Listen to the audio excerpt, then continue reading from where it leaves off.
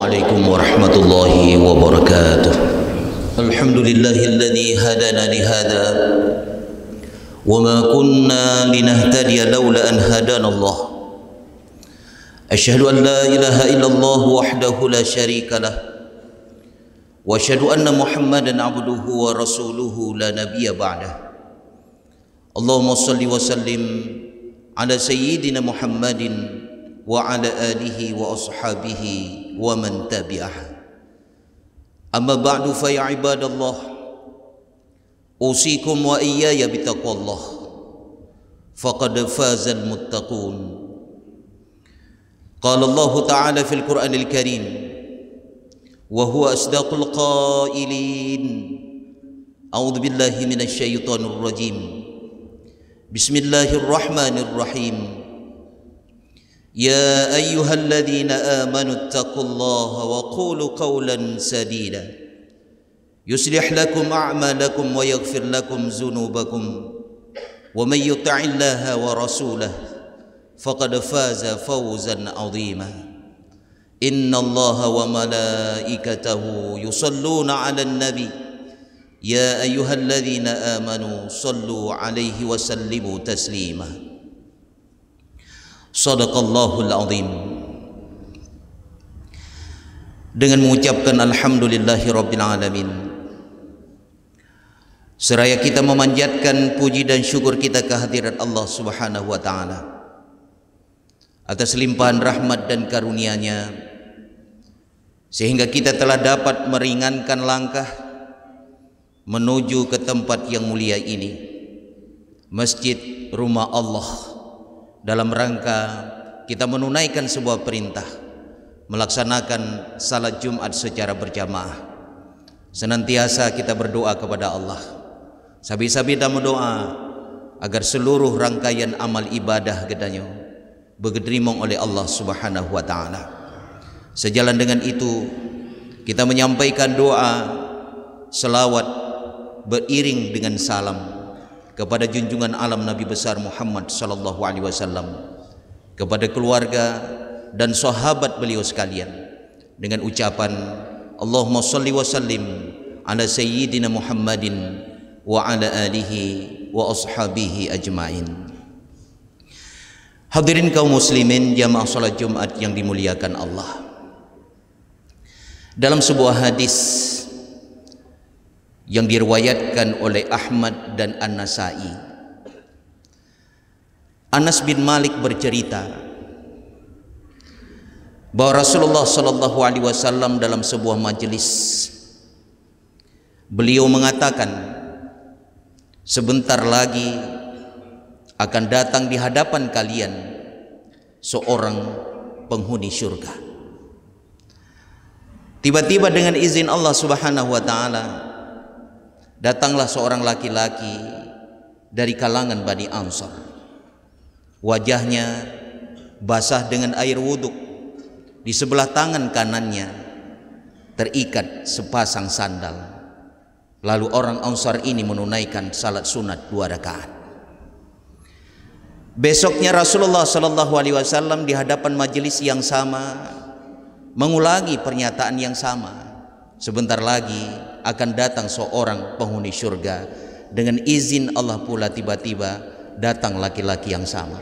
Pernyataan yang sama diulangi oleh Rasulullah selama 3 hari berturut-turut di majelis yang sama pula. Salah seorang peserta majelis Nakih Abdullah bin Amr bin As. Dari hari pertama pernyataan Rasulullah ini, beliau penasaran, terus bertanya di dalam hati, siapa gerangan laki-laki ini? Sehingga 3 hari berturut-turut Rasulullah menyampaikan bahwa dia adalah salah seorang penghuni surga. Kemudian Abdullah bin Amr bin As mendatangi orang Ansar ini. Abdullah mengatakan, Tuan, saya baru saja bertengkar dengan kedua orang tua saya. Dan saya berjanji di dalam hati saya untuk tidak kembali ke rumah orang tua saya selama 3 hari berturut-turut. Tolong Tuan beri tumpangan rumah di rumah Tuan selama hari-hari tersebut. Orang Ansar ini kemudian mengatakan, ahlan wa sahlan ya Abdullah, silakan saja, jangankan 3 hari, sampai kapanpun kamu mau tinggal di rumah saya, ahlan wa sahlan, silakan saja. Tujuan Abdullah tidak lain, dia ingin melihat ibadah apa yang dia lakukan, sehingga Rasulullah menjamin dia sebagai salah seorang penghuni surga. Hadirin yang mulia, 3 hari 3 malam lamanya Abdullah bin Amr bin As di rumah orang Ansar tersebut. Beliau tidak pernah mendapatkan amalan yang istimewa yang dia amalkan. Tidak ada amalan yang istimewa yang dia lakukan selama Abdullah menginap di rumah orang Ansar tersebut selama 3 hari 3 malam. Di hari yang keempat, hadirin yang mulia, dia mendatangi orang Ansar ini. Abdullah mengatakan, Tuan, sebenarnya saya tidak pernah bertengkar dengan orang tua saya, dan sampai dengan detik ini saya adalah orang yang sangat mencintai mereka. Saya tidak pernah melukai mereka, tidak pernah menyakiti mereka, baik dengan perkataan maupun dengan perbuatan saya. Namun maksud dan tujuan saya tinggal di rumah Tuan, menginap di rumah Tuan selama 3 hari 3 malam, hanya untuk melihat ibadah apa yang Tuan lakukan, sehingga Tuan mendapat jaminan sebagai penghuni surga. Dan pernyataan Rasulullah Muhammad SAW ini diulangi dalam majelis yang sama selama 3 hari berturut-turut, sehingga kemudian kata Abdullah, saya bisa mengikuti ibadah yang Tuhan lakukan, sehingga derajat amalanku bisa sebanding dengan derajat amalan engkau. Kemudian orang Ansar ini mengatakan, demi Allah ya Abdullah, tidak ada amalan yang istimewa yang saya lakukan. Amalan yang saya lakukan tidak lebih daripada apa yang engkau saksikan selama engkau berada di rumah saya. Ketika Abdullah bin Amr bin As ingin berpaling, ketika Abdullah bin Amr bin As kena ja'waw, di saat itu orang Ansar ini kembali memanggil, ta'al ya Abdullah, kemari engkau ya Abdullah, demi Allah, tidak ada ibadah yang istimewa yang saya lakukan. Ibadah yang saya lakukan tidak lebih daripada apa yang engkau lihat ketika engkau nginap di rumah saya. Tapi ya Abdullah, demi Allah, ada satu ibadah yang sampai dengan saat ini aku tidak pernah meninggalkannya. Wahai Abdullah, sampai dengan detik ini aku tidak pernah memiliki rasa buruk sangka kepada saudara-saudaraku yang lain. Aku tidak pernah membenci mereka. Aku tidak pernah memiliki rasa kebencian sedikit pun kepada saudara-saudaraku yang lain.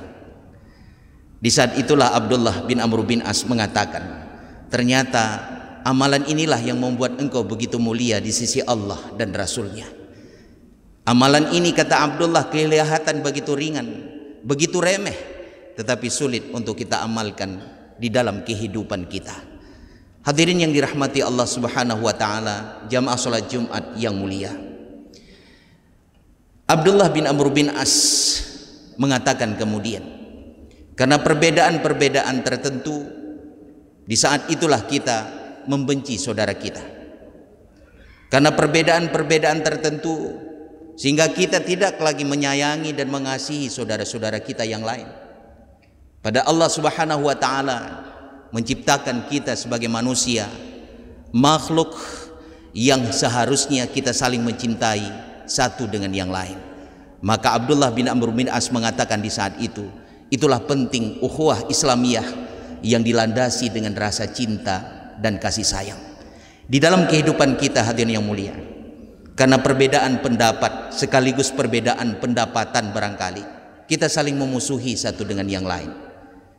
Karena perbedaan asal usul keturunan kita, karena perbedaan latar belakang organisasi, kita bisa membenci saudara kita yang lain. Maka hati-hati dengan kebencian yang ada di dalam hati kita terhadap saudara-saudara kita yang lain. Itulah yang akan membinasakan seluruh amal kebaikan yang pernah kita lakukan. Karena di dalam hati kita, hadirin yang mulia, ada segumpal daging, kata Rasulullah, ala wa inna fil jasad mudghah, idza salahat salahal jasadu kulluh wa idza fasadat fasadal jasadu kulluh, ala wa hiya qalbun.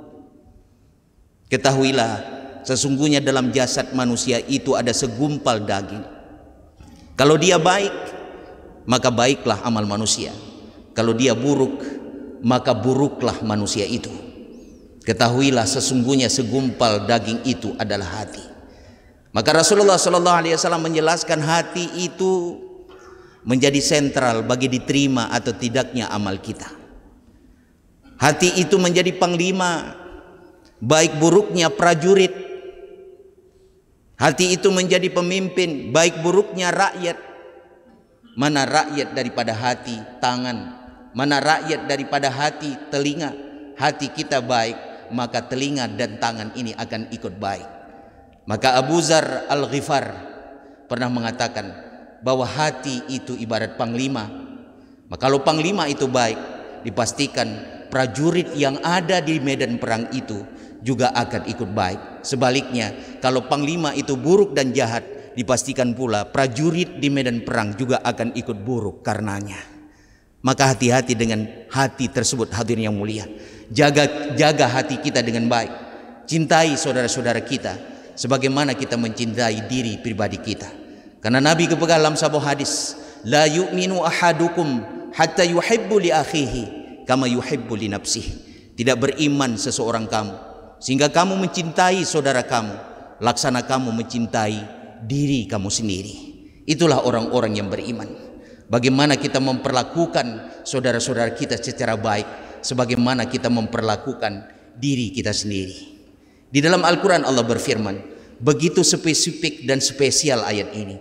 Innamal mu'minuna ikhwatum fa aslihu baina akhwaikum wattaqullaha la'allakum turhamun.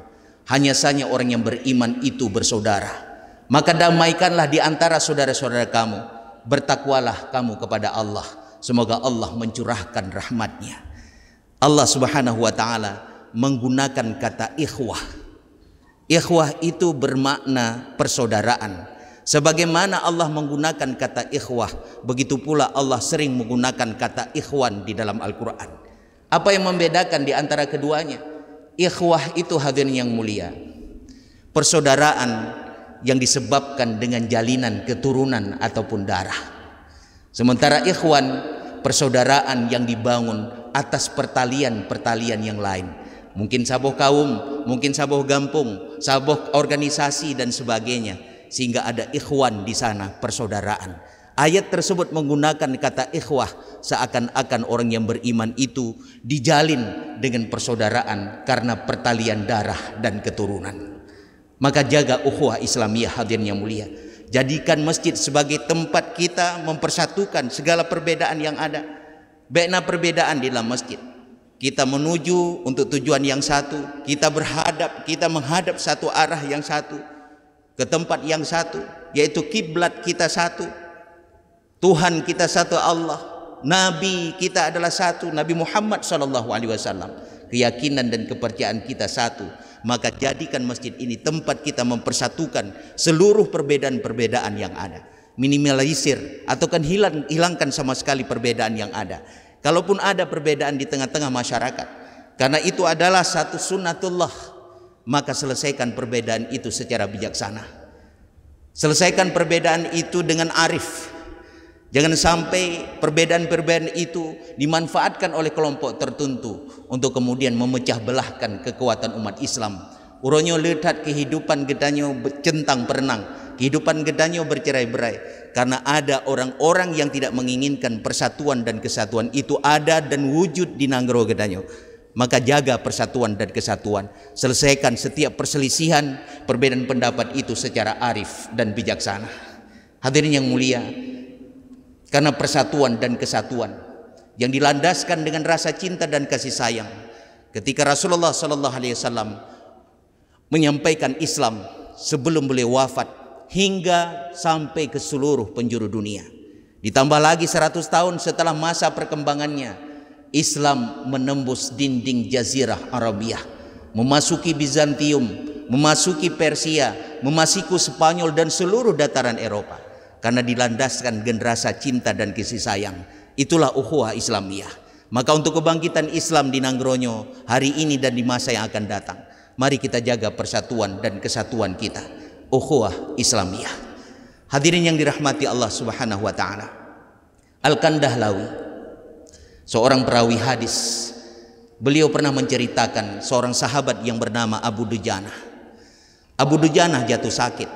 Sudah menjadi kewajiban orang Islam yang beriman, salah satunya adalah mengunjungi dan membesuk saudaranya yang sakit. Gejak para sahabat urumuh Abu Dujanah. Ta'ajub mereka melihat wajah Abu Dujanah yang sedang sakit, namun di wajahnya terpancar nur Rabbani yang berseri-seri. Sehingga dalam kondisi ta'ajub itu, kemudian para sahabat bertanya, "Wahai Abu Dujanah, kenapa engkau dalam kondisi pucat pasi karena sakit? Wajah engkau itu terpancar nur Rabbani, sinar Islam yang berseri-seri." Apa kata Abu Dujanah di saat itu? "Wahai sahabatku, sampai dengan detik ini aku tidak pernah mengatakan sesuatu yang tidak bermanfaat, baik pada diriku juga kepada saudaraku yang lain. Dan aku tidak pernah membenci saudaraku. Aku mencintai mereka seperti aku mencintai diri aku sendiri." Begitu Abu Dujanah mengatakan kepada sahabat ketika beliau sakaratul maut. Maka di dalam Al-Quran Allah sebutkan, "Yauma la yanfa'u malu wala banun illa man atallaha biqalbin salim wa uzlifatil jannatu lil muttaqin wa burzatil jahimu lil ghawin." Pada hari itu tidak akan bermanfaat harta, kekayaan dan anak keturunan kecuali kita mendatangi Allah dengan hati yang bersih. Disediakan surga bagi orang-orang yang bertakwa dan diperlihatkan sejelas-jelasnya neraka bagi orang-orang yang sesat. Hati yang senantiasa sejahtera, hati yang terlepas daripada berbagai macam penyakit yang ada di dalam hati kita, kebencian, ketamakan, dendam, dan lain-lain. Jadi oleh karena itu hadirin yang mulia, mari kita rawat hati kita secara baik. Kita kelola dan kita manage hati kita ini secara sempurna agar seluruh amal ibadah kita diterima Allah Subhanahu wa taala. Hadirin kaum muslimin jamaah salat Jumat rahimakumullah. Terakhir hadirin yang mulia, dalam sebuah hadis yang diriwayatkan oleh Ahmad dan At-Tabrani. Hadis ini khatib mengutipnya di dalam kitab Dur Al-Mansur, sebuah kitab tafsir riwayah yang dikarang oleh Jalaluddin As-Sayyuti. Kitab Dur Al-Mansur adalah tafsir riwayat yang penjelasannya itu digantungkan kepada seluruh periwayatan Nabi tanpa sedikit pun penjelasan dari pengarang kitab itu. Ketika sampai kepada satu ayat dalam surah Al-Baqarah ayat 251, "Walaula daf'ullahi an-nasa ba'duhum bi ba'd lafasadatil ard walakinallaha dzul fadlil 'alal alamin." Sekiranya Allah tidak menolak sebagian manusia atas sebagian yang lain, sungguh hancurlah bumi ini. Akan tetapi Allah menganugerahkan berbagai macam karunia-Nya di seluruh persada alam. Ketika Rasulullah menjelaskan ayat ini, Rasulullah kemudian bersabda bahwa di tengah-tengah masyarakat akan ada orang yang selalu dekat dengan Allah. Ketika Allah mematikan salah seorang mereka, maka Allah akan menghidupkan yang lain. Dalam hadis itu Rasulullah menggunakan istilah abdal, diambil dari kata dasar badala yang bermakna terus menerus digantikan. Gepu mati oleh Allah salah sidro daripada urungan gepu hudip yang lain, dan mereka selalu ada di tengah masyarakat. Rasulullah sallallahu alaihi wasallam kemudian menjelaskan, dengan kehadiran mereka Allah menurunkan hujan sebagai rahmat, dengan kehadiran mereka Allah menghidupkan tanam-tanaman di muka bumi, dan dengan kehadiran mereka Allah menghidupkan dan mematikan. Ibnu Mas'ud berat mendengar pernyataan Rasulullah yang terakhir. Kemudian Rasulullah ditanyakan oleh Ibnu Mas'ud, "Ya Rasulullah, apa maksudmu dengan kehadiran mereka Allah menghidupkan dan mematikan?" Rasulullah kemudian mengatakan, "Wahai Ibnu Mas'ud, kalau seandainya mereka berdoa kepada Allah agar Allah memanjangkan umur seseorang, maka Allah akan memanjangkan umur mereka. Ketika mereka berdoa kepada Allah untuk kehancuran orang-orang yang zalim, maka Allah akan menghancurkan mereka." Rasulullah melanjutkan, keistimewaan martabat yang begitu tinggi di sisi Allah bukan karena mereka banyak sholatnya, bukan karena banyak puasanya, bukan karena banyak pergi hajinya, tetapi mereka memiliki dua sifat utama. Rasulullah kemudian mengatakan, dua sifat utama itu adalah dia seorang yang dermawan meski bukan hartawan. Yang kedua, mereka memiliki sifat mencintai secara ikhlas terhadap saudara-saudara kaum muslimin yang lain. Hadirin yang mulia, sesungguhnya itulah makna kurban yang diperintahkan Allah Subhanahu wa taala kepada kita sebagai umat Muhammad sallallahu alaihi wasallam. Kurban yang diperintahkan itu di samping untuk mendekatkan diri kita kepada Allah, yang tak kalah pentingnya nilai dan makna daripada kurban itu untuk meningkatkan kualitas kesalehan sosial kita, agar kita menjadi orang yang dermawan sekaligus menjadi orang yang selalu mencintai terhadap saudara-saudara kita yang lain. Maka sekali lagi hadirin yang mulia, marilah kita mencintai saudara-saudara kita sebagaimana kita mencintai diri kita sendiri. Perlakukan mereka sebagaimana kita memperlakukan diri kita secara baik. Demikian yang dapat saya sampaikan. Mudah-mudahan mauidhah hasanahnya bermanfaat terutama kepada diri khatib, juga kepada seluruh jamaah yang berhadir. Gede tamu.